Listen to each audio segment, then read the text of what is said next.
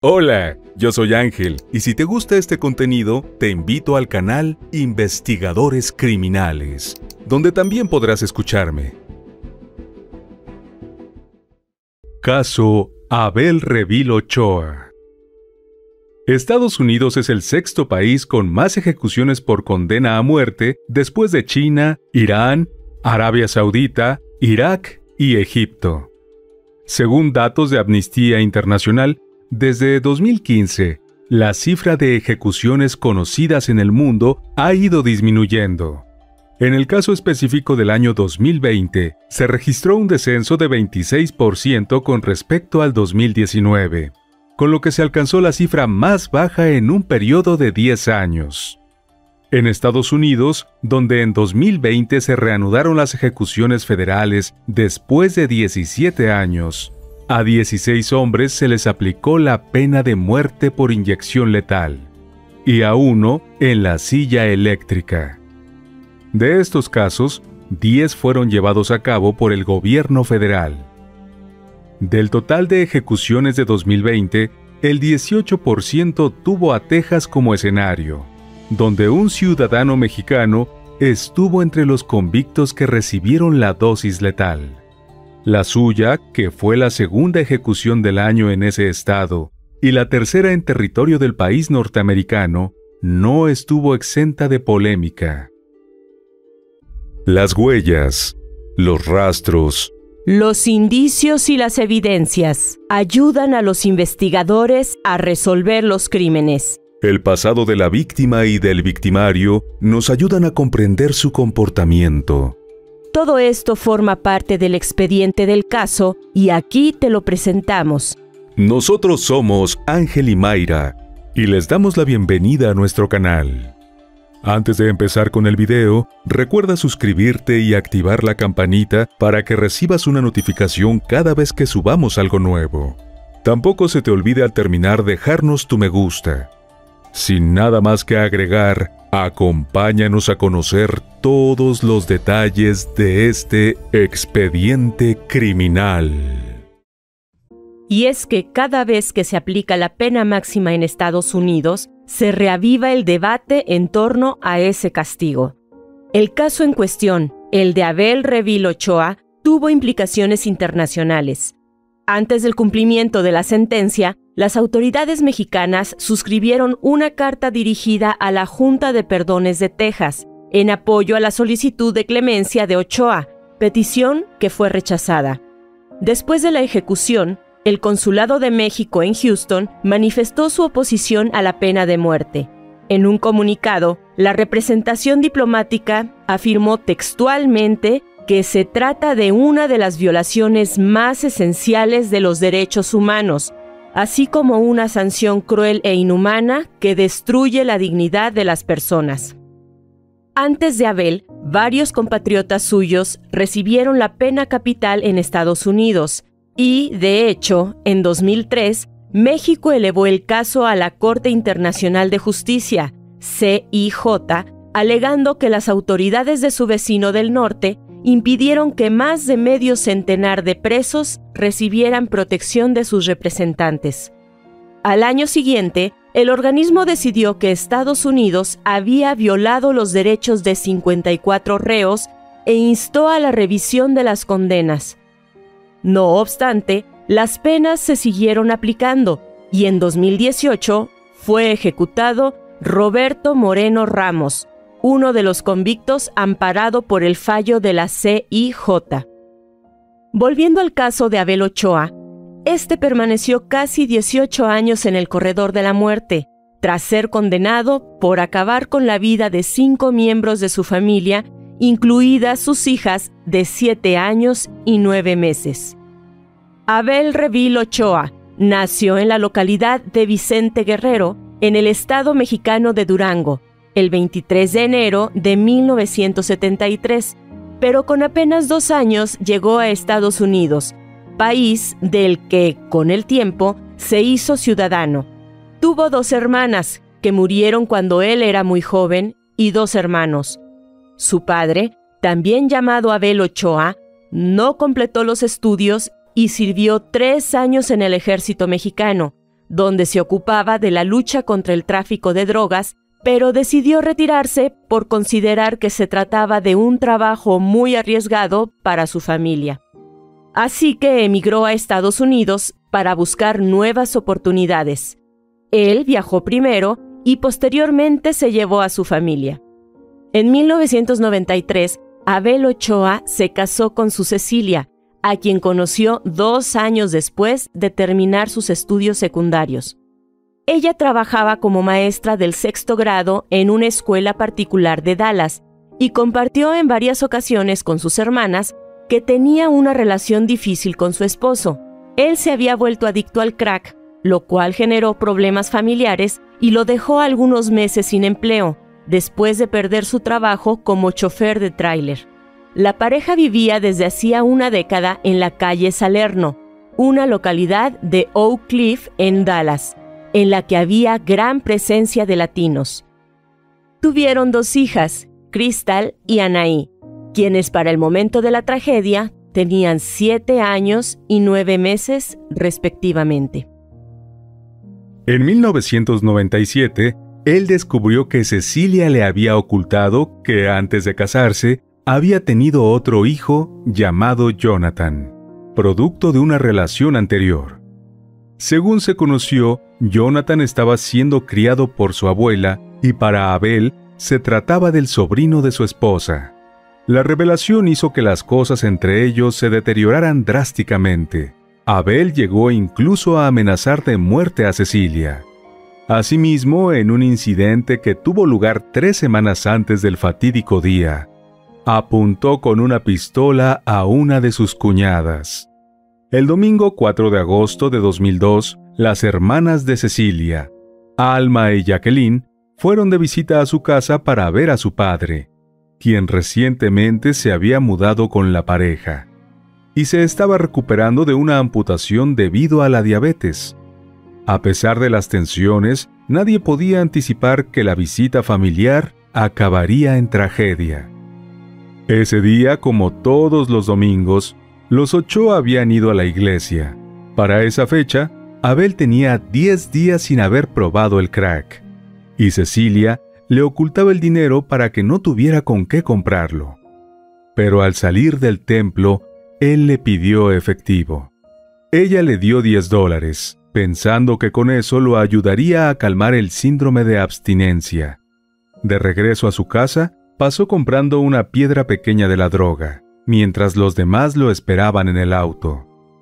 Una vez en la vivienda, Abel, quien en ese entonces tenía 29 años, fue al patio trasero para fumar. Mientras eso ocurría, llegaron sus cuñadas. Al terminar, pasó hacia su habitación sin ni siquiera saludar a las hermanas de su esposa, y se acostó a ver televisión. Pero no duraría mucho allí. Lo que acababa de fumar solo le había exacerbado la ansiedad. Quería seguir drogándose. Sabiendo que la respuesta de su esposa sería negativa si le pedía más dinero, optó por una salida inesperada y sin retorno. Como una medida de protección, los Ochoa tenían en su domicilio una pistola Ruger 9 milímetros que habían comprado en 1995. Pero esa tarde, sumido en un trance por la droga que había consumido y desesperado por más, el hombre decidió darle un uso totalmente diferente. Tomó el arma, se dirigió hasta el salón donde se encontraba reunida la familia y le disparó a Cecilia de 32 años. De inmediato le disparó a su cuñada Jacqueline de 20 años, a su suegro y a su hija Anaí, la más pequeña, que estaba en los brazos de su tía.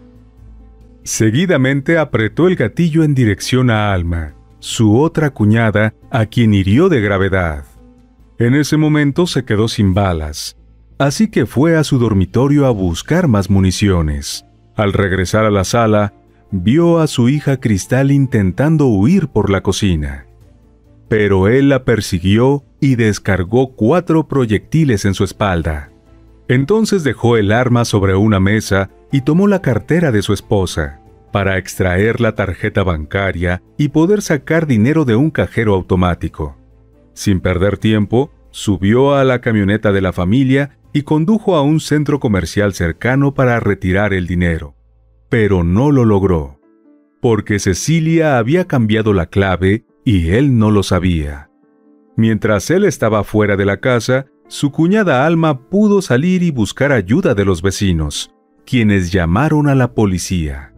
Como resultado, antes de 20 minutos, Abel ya había sido detenido a unas calles de su casa, ahora convertida en una escena del crimen.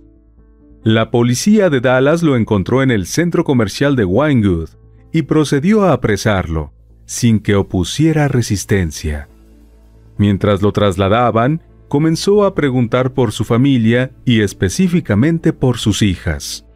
Poco después de ese múltiple asesinato sin sentido, Abel Ochoa lloraba y parecía no entender lo que estaba ocurriendo. Además de una nota escrita a mano donde narró su versión, el hombre les dijo a las autoridades que no podía creer lo que había hecho, y comentó que no aguantaba más el estrés y que se había cansado de su vida. También se dijo en medios locales que el sospechoso sostuvo que el diablo lo había poseído. Sobre lo ocurrido, el hermano del detenido, Gilbert, dijo a un medio de comunicación que su pariente recordaba lo acontecido como un sueño. Al comparecer ante el juez Phil Barker, se le fijó una fianza de $2 millones, pero ese monto se elevó a $5 millones cuando días después, durante la examinación del caso, se revelaron detalles que permitían hacerse una idea más clara de la hazaña con la que el imputado había disparado por la espalda a su pequeña, de apenas 7 años, mientras intentaba escapar. El 14 de abril de 2003 comenzó el juicio. La única sobreviviente de la matanza, Alma, ofreció su testimonio en el que afirmó que su cuñado se veía muy enojado en el momento del tiroteo. Durante el proceso también se revelaron detalles del arresto y la confesión escrita del asesino, donde indicó que poco antes del suceso estuvo en un centro de rehabilitación por espacio de 2 meses. Detalló que justo antes de ingresar consumía crack cada 3 o 4 días y que cuando salió de allí lo hacía una vez cada 7 o 10 días.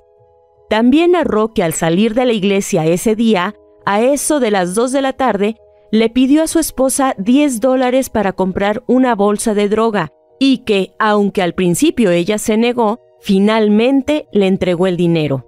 Sobre el ataque escribió que el arma ya estaba cargada y que entró a la sala donde estaba su familia.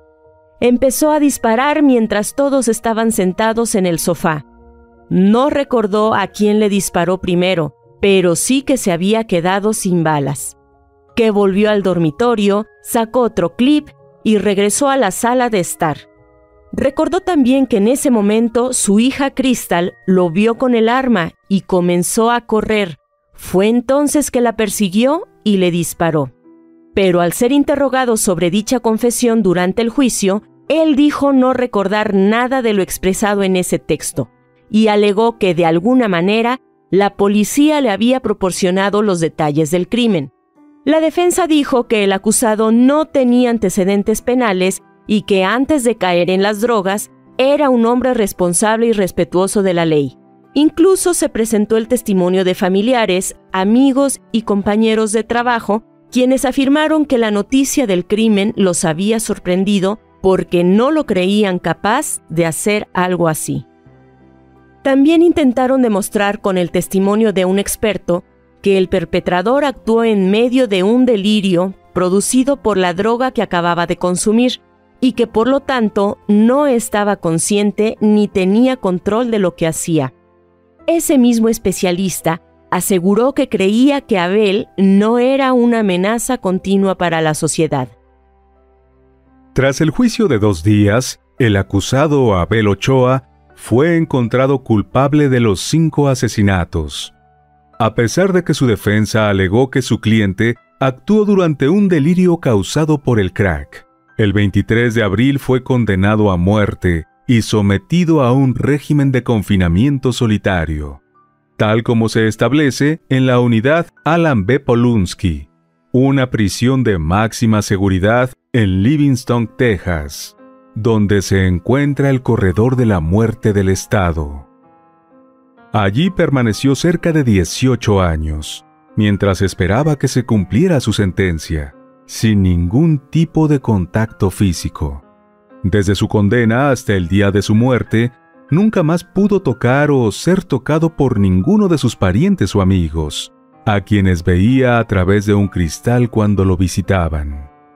Abel, al igual que los otros 213 internos que se encontraban en el corredor de la muerte de esa cárcel, estaba recluido en una celda de 5.6 metros cuadrados, con paredes y una mesa de concreto, equipada con una colchoneta sobre una plancha de metal, un excusado y un lavamanos. La única ventana está a una altura que no permite al preso ver al exterior, y la puerta solo tiene un compartimiento para poder deslizar los alimentos. En ese espacio, Abel pasaba 22 horas al día, mientras las 2 restantes podía salir a hacer actividad física en una jaula en la que también permanecía totalmente solo. La única compañía del reo en la prisión fue una radio, en el que escuchaba la predicación de los pastores, pues estando preso se consagró al estudio de la Biblia. Durante una entrevista que concedió para el proyecto Ventanas en el Corredor de la Muerte, una iniciativa de la periodista Anne Frederick Whitman y el caricaturista Patrick Chapet, Abel dijo que si estando en el corredor de la muerte uno no tiene una radio, entonces pierde la mente. This environment it's made to break you down as a person. Emotionally and mentally, it's designed to break you down. We don't have contact visits, as you see. We don't have church services. We don't have group recreation. We don't have a work program. We don't have no TVs. So it's designed to break you down. Una vez que se fijó la fecha para la ejecución, Abel fue trasladado a la antesala de la Cámara de la Muerte, un área de celdas de mayor seguridad a las que llaman Death Watch o vigilancia de muerte. Allí los presos son observados las 24 horas con cámaras colocadas dentro de cada pequeño espacio. Hasta el último momento, el condenado y su defensa lucharon para lograr que le sustituyeran la pena por cadena perpetua. Entre los argumentos presentados en sus apelaciones estaban su pasado de pobreza en México y las dificultades económicas que vivió junto a su familia, cuando llegó a Texas y su padre trabajaba en una granja. Asimismo, sacaron a colación que su padre era alcohólico y violento, pero ninguna explicación fue considerada como válida. Ni siquiera cuando expusieron que el crack que fumó justo antes del crimen contenía una sustancia que lo condujo a actuar de esa manera tan violenta. En particular, este punto no pudo ser demostrado, porque la pipa de crack que encontraron los oficiales en la camioneta que conducía el reo cuando lo detuvieron, fue guardada como pertenencia personal y no como evidencia, y fue desechada después de un tiempo. Abel llegó incluso a cuestionar la actuación de su equipo defensor. Alegó que sus abogados no entrevistaron adecuadamente a los candidatos a formar parte del jurado, y que los 7 hombres y las 5 mujeres seleccionadas estaban claramente predispuestas en su contra. En su opinión, el hecho de que fuera presentado al juicio con grilletes también tuvo un impacto negativo en el jurado. Cada una de sus apelaciones y solicitudes de revisión del caso fueron negadas, pero el reo no estaba dispuesto a ceder, y en febrero de 2019 introdujo un recurso ante la Corte Suprema, pidiendo la revisión del caso. El máximo tribunal negó su petición el 7 de octubre de ese año. Sin embargo, esa no sería la última jugada del convicto. Así, el 23 de diciembre, interpuso un recurso civil para que se autorizara el ingreso de una cámara de video a fin de grabar una entrevista para su envío a la Junta de Perdones y Libertad Condicional. Dicho organismo tiene la potestad de sugerir clemencia al gobernador de Texas, en este caso, Greg Abbott. Abel logró el permiso para llevar a cabo la grabación y presentó su solicitud de clemencia. A esta se unió también la Comisión Nacional de Derechos Humanos de México, donde la noticia de su condena a muerte causó gran revuelo, por tratarse de un ciudadano nacido en ese país, donde está prohibida la pena de muerte, tal como lo establece el artículo 22 de la Constitución. Textualmente, la comisión expresó lo siguiente en un comunicado: se insta a las autoridades del estado de Texas a considerar conmutar la pena capital de Abel Revil Ochoa por una privativa de libertad que se encuentre acorde al derecho a la vida, la dignidad y la integridad de las personas. Abel Revil Ochoa estaba cada vez más cerca de su ejecución, fijada para el jueves 6 de febrero de 2020, después de las 6 de la tarde por inyección letal. Pero hasta ese mismo día la defensa esperaba que la Junta de Perdones cambiara la pena de muerte por una de cadena perpetua, a pesar de que ese tipo de medida es poco frecuente. Sin embargo, una hora antes de la hora fijada, se negó la conmutación y se procedió con la aplicación del castigo.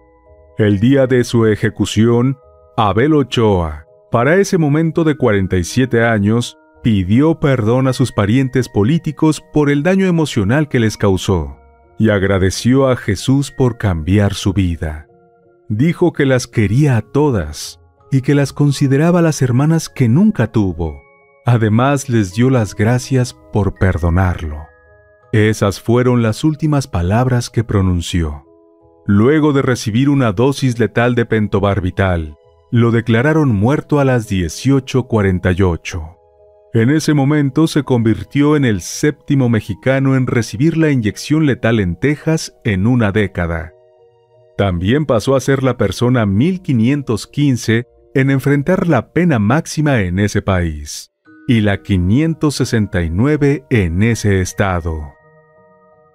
Tras cumplirse la sentencia, el Gobierno de México, a través de la Secretaría de Relaciones Exteriores, fijó su posición en un comunicado explicando que Abel Ochoa había nacido en México y se había naturalizado estadounidense, y que durante el proceso penal ostentó su segunda nacionalidad. A pesar de eso, se le ofreció asistencia consular a través de uno de sus representantes legales, pero esta no fue requerida. Finalmente, en el escrito se reiteró que el gobierno mexicano se opone a la pena de muerte por considerarla una de las violaciones más esenciales de los derechos humanos, así como una sanción cruel e inhumana que socava la dignidad de las personas. En ese sentido, las autoridades mexicanas expresaron que continuarán promoviendo acciones para lograr ampliar el plazo de las ejecuciones y la abolición de la pena de muerte en el mundo. Los restos de Cecilia, de sus pequeñas hijas Crystal y Anaí, de su suegro y su cuñada Jacqueline, reposan en tumbas contiguas en el cementerio Southland Memorial Park en Grand Prairie. Jonathan, el hijo de Cecilia, que era solo un niño de 12 años cuando su madre, sus hermanas, su abuelo y su tía fueron asesinados, dijo tras la ejecución que finalmente, después de 17 años, su familia tenía un cierre y se había hecho justicia. Según información difundida en medios locales, tiempo después de aquel trágico domingo de agosto de 2002, los vecinos cercanos a los Ochoa ya se habían mudado. La casa fue remodelada para su venta en 2016 y sus paredes lucían un tono gris. Lo ocurrido en ese lugar más de una década atrás era desconocido por la mayoría de los nuevos habitantes de las viviendas del área. Sin embargo, para quienes de alguna manera estuvieron cerca, es un recuerdo difícil de borrar. Y bueno, amigos, hasta aquí el caso de hoy. La pena de muerte siempre ha sido un tema de debate en la sociedad. Para muchos, este castigo debería aplicarse en casi todos los casos de asesinato, y para muchos otros, es una sentencia que no representa una solución a los problemas de nuestra sociedad. ¿Tú qué opinas? ¿Estás a favor o en contra? Nos gustaría saber tu opinión.